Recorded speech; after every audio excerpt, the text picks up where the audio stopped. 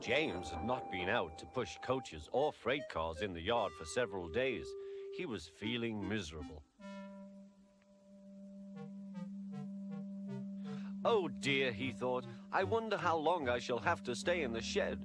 Will anyone see my red coat again? Why did I go so fast that I made a hole in one of my coaches that had to be mended with, of all things, a passenger's bootlace? At last Sir Topham Hatt arrived. I know you are sorry, James, he said, and I know too that you want to be a useful engine. People are laughing at my railway, and I do not like that at all. I will try hard to do my best, said James. That's a good engine. There's nothing like determination. I want you to pull some freight cars for me.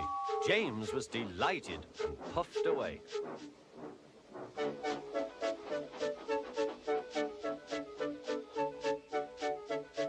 Here is your freight train, James, said Thomas. Have you got some bootlaces ready?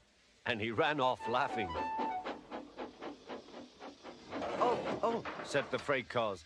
We want a proper engine, not a red monster. James took no notice and started as soon as the conductor was ready. Come along, he puffed.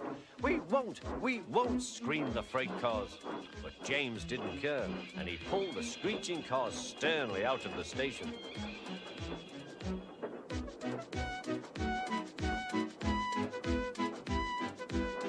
The cars tried hard to make him give up, but he still kept on. Sometimes their brakes would slip on, and sometimes their axles would run hot, and each time the trouble had to be put right. And each time James would start again, determined not to let them beat him. Give up, you can't pull us, you can't, called the cars. I can and I will, puffed James. But slowly but surely, he pulled them along the line. At last they saw Gordon's Hill. Look out for trouble, James, warned his driver. We'll go fast and get them up before they know it. Don't let them stop you. So James went faster, and soon they were halfway up. I'm doing it, he panted. Will the top never come? Then, with a sudden jerk, it all came easier. I've done it, he puffed. Hooray, it's easy now. But his driver shut off steam. They've done it again. We've left our tail behind. Look, the last cars were running backwards down the hill. The coupling had snapped, but the conductor stopped the cars and got out to warn approaching engines. That's why it was easy, said James, as he backed the other cars carefully down. What silly things freight cars are. There might have been an accident. Shall I help you, James? Called Edward. No, thank you, answered James. I'll pull them myself. Good. Don't let them beat you. You're doing well, whistled Edward, as James slowly struggled up the hill.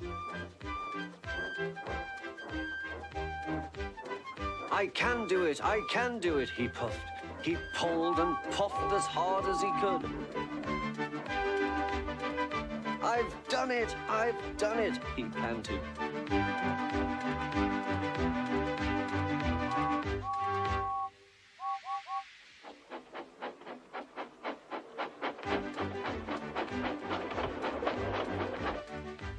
They reached their station safely, and James was resting in the yard when Edward pulled up. Peep, peep, he whistled. Then James saw Sir Topham Hatt. Oh dear, what will he say, he asked himself.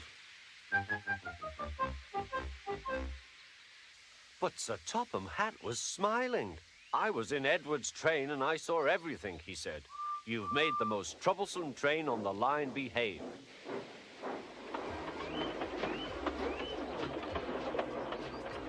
After that, you deserve to keep your red coat.